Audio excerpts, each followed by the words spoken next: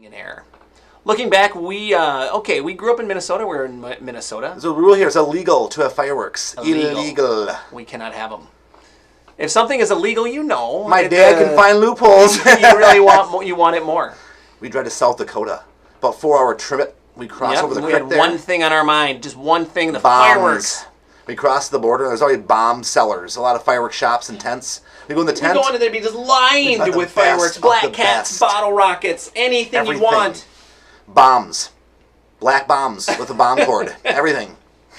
My dad would bring a box of his own, and he would load the box up full. He had $2 in cash. He'd whip out his Benjamins like crazy. He didn't care.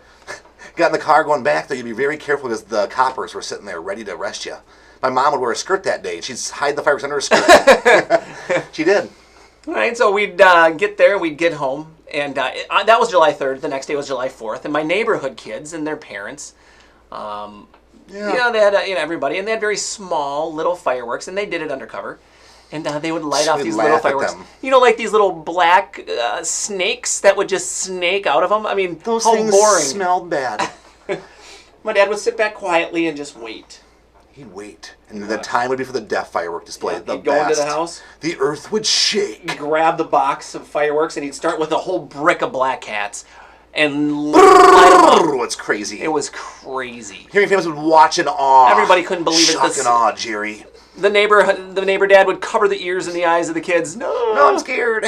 No, he would go off and just launch all of the fireworks. It was nighttime, it was dark, but it was as bright as day. It was. It felt like we were in a war zone, everybody. But it just so happened to be, we saw the red and blue lights of the cops. My dad, he ran. He hid in the woods by our house. He'd hide.